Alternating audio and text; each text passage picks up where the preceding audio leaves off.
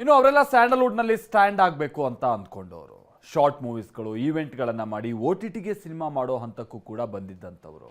ಹೊಸ ಸಿನಿಮಾವನ್ನ ಕೂಡ ಶುರು ಮಾಡಿದ್ರು. ಆದ್ರೆ ಈಗ ತಾವು ಮಾಡಿದಂಥ ತಪ್ಪಿಗೆ ಜೈಲು ಸೇರಿದ್ದಾರೆ. ಸಣ್ಣ ಕಿರಿಕ್ನಿಂದ ತಮ್ಮದೇ ತಂಡದ ಡೈರೆಕ್ಟರ್ ಅನ್ನ ಕಿಡ್ನಾಪ್ ಮಾಡಿ ಪರಪ್ಪನ ಅಗ್ರಹಾರ ಜೈಲು ಪಾಲಾಗಿದ್ದಾರೆ.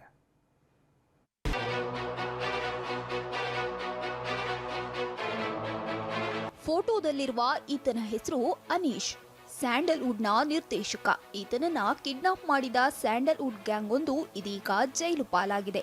ಅಷ್ಟಕ್ಕೂ ಆಗಿದೇನು ಅನ್ನೋದನ್ನೇ ತೋರಿಸ್ತೀವಿ ನೋಡಿ. 5 ಲಕ್ಷಕ್ಕೆ ಕಿರಿಕ್, ಡೈರೆಕ್ಟರ್ ಕಿಡ್ನಾಪ್ ಮಾಡಿ ಹಲ್ಲೆ. ನಿರ್ದೇಶಕನನ್ನು ಅಪಹರಿಸಿದ್ದ 11 ಜನರ ಗ್ಯಾಂಗ್ ಅರೆಸ್ಟ್. ಅವರೆಲ್ಲ ಸಿನಿಮಾ ರಂಗದಲ್ಲಿ ಸ್ಟ್ಯಾಂಡ್ ಆಗಿ ನಿಲ್ಲಬೇಕೆಂದು ಒಟ್ಟುಗೂಡಿದ್ರು.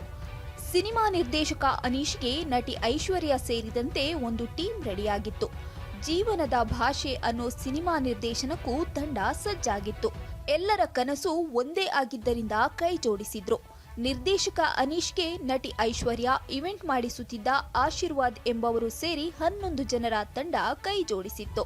ಜೀವನದ ಭಾಷೆ ಸಿನಿಮಾ ನಿರ್ಮಾಣಕ್ಕೆ ಆಶೀರ್ವಾದ್ 5 ಲಕ್ಷ ಹಣ ಹೂಡಿಕೆ ಮಾಡಿದ್ರು.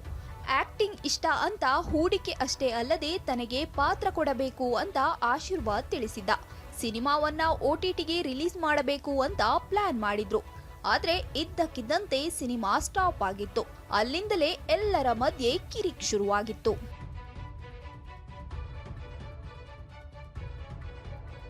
ಸಿನಿಮಾ ನಿಂತಿದ್ದು ಎಲ್ಲರಿಗೂ ಬೇಸರ ತಂದಿತ್ತು. ಸಿನಿಮಾ ಸ್ಟಾಪ್ ಹಿನ್ನೆಲೆ ಬೆಂಗಳೂರು ಬಿಟ್ಟ ನಿರ್ದೇಶಕ ಅನೀಶ್ ಮುಂಬೈಗೆ ಶಿಫ್ಟ್ ಆಗಿದ್ದ. ಇತ್ತ ಕ್ಯಾರೆಕ್ಟರ್ ಸಿಗಲಿಲ್ಲ, ಸಿನಿಮಾ ಕೂಡ ಮುಗಿಸಲಿಲ್ಲ, ಹಣವೂ ವಾಪಸ್ ಕೊಟ್ಟಿಲ್ಲ ಅಂತ ಆಶೀರ್ವಾದ್ ಅನೀಶ್ ಮೇಲೆ ಕೋಪಗೊಂಡಿದ್ದ. ಎಲ್ಲರಿಗೂ ಅರ್ಧಕ್ಕೆ ಕೈ ಕೊಟ್ಟು ಮುಂಬೈಗೆ ಶಿಫ್ಟ್ ಆದ್ನಲ್ಲ ಅಂತ ಸಿಟ್ ಆಗಿದ್ರು. ಹೇಗಾದ್ರೂ ಮಾಡಿ ವಾಪಸ್ ಕರೆಸ್ಬೇಕು ಅಂತ ಕಾಯ್ತಿದ್ರು.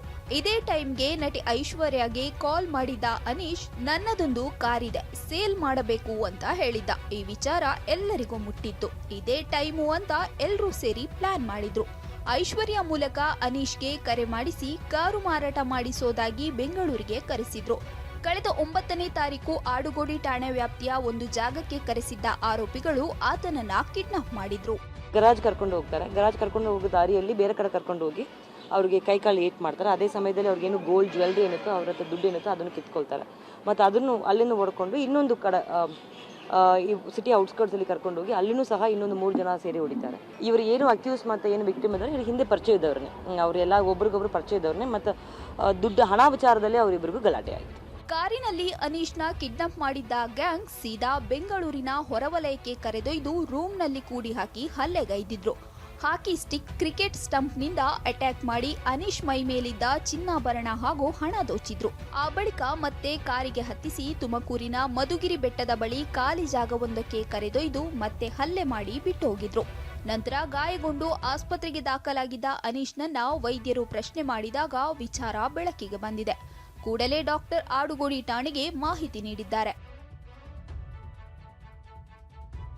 ಇನ್ನು ಪ್ರಕರಣ ದಾಖಲಿಸಿಕೊಂಡ ಆಡುಗೋಡಿ ಪೊಲೀಸರು ನಟಿ ಐಶ್ವರ್ಯ, ನಟ ಆಶೀರ್ವಾದ್ ಸೇರಿ ಗ್ಯಾಂಗ್ನ 11 ಜನರನ್ನ ಬಂಧಿಸಿದ್ದಾರೆ.